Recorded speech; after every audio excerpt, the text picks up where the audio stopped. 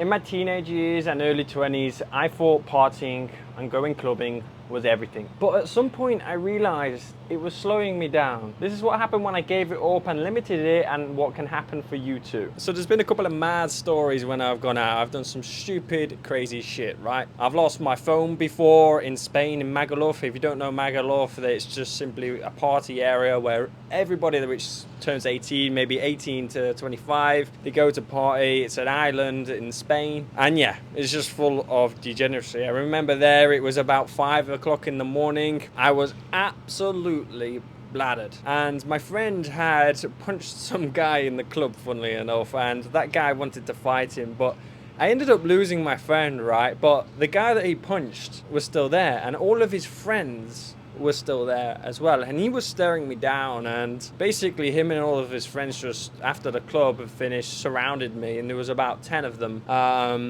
And I was just apologizing. I was pissed drunk. I didn't want to fight. I could have probably took him, to be fair, if it was just him. I could have definitely took him. He looked like a wuss, I'm not gonna lie. But there was like 10 of them, and they all surrounded me, and I was just like walking along. Apologizing, and eventually we sort of settled it and we solved it. But I was still scared. I was still pretty anxious, right? And I was like speaking to this, well, people call them lucky men, right? You know what I'm on about if I'm saying a lucky man. I was speaking to one of them guys, and because I was still pretty scared and I wanted to get home, and I was seeing if he could book me a taxi. And he was saying, I think he was saying like how much it was. I was, trying to get some money out my bag, which was here. My phone was here as well, and he just grabbed and fucking snatched the damn thing.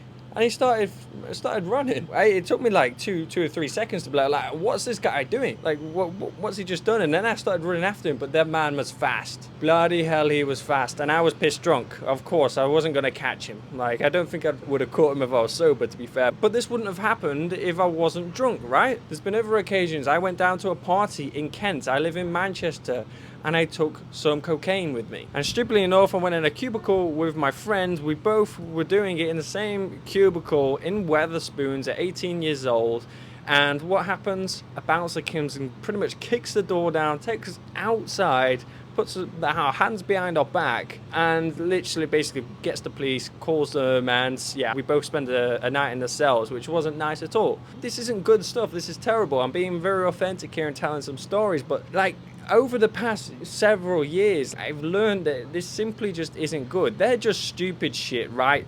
Nothing really bad in terms of, I wasn't thinking about business or making money at that point in time. And a lot of you probably maybe aren't, but you need to shift your mindset, right? Because as soon as you turn 18 years old, you're probably going to do this. You're probably going to go out. You may not be the extreme that I've done, but you're going to probably want to go out, party and things like this. And I'm just telling you now, just from years of experience, it's not it's not the one. It's not particularly worth it. Because at some point I realized it was definitely slowing me down, because I did still go out when I started my business, for sure. I obviously mitigated it a little bit. However, there was peaks and troughs. There was a time where I broke up with my girlfriend when I was about a year, my ex-girlfriend should I say, when I was about a year into business, and I went a little bit off the rails there, and it nearly cost me my business, right? I was going out, partying quite a lot, going to the clubs with my friends, doing a little bit of the drugs as well. And what happened? A Friday night and a Saturday night sometimes, I'll come home Monday morning. Do you think I want to work on my own business? Do you think I am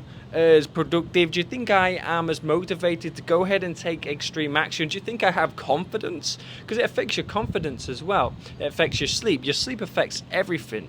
You don't get enough sleep, you don't have a good day, you feel tired, you feel groggy, you feel a lack of confidence, you feel anxious, you feel all these types of things. Do you think that is a sort of mindset that you want to be operating on when you are trying to make a ton of money? No, it really does not work. Now, I'm not saying I'm not perfect at all, but I've realized over the past several years that it's not good for you, first of all, not good for your health, and it's not good for your mental health, and it's not good for making money at all. Not productive at all. And me personally, some of you may or may not be the same, but sometimes I don't really know when to stop. I don't have a sort of limit. I'm a bit of a crazy man, should we say. But at the end of the day, all of these were or was temporary highs. All of it makes you lose focus. And the biggest thing that we need when we're starting a business and when you're starting a business is focus, because it's so easy to get distracted, right? Now, I didn't change overnight. Like I said, I'm not a saint, and I still do go out from time to time to this day. I'm going to Ibiza in July, which is next month at the time of recording this video. I'm going there for a few days, and I've somewhat earned it this year.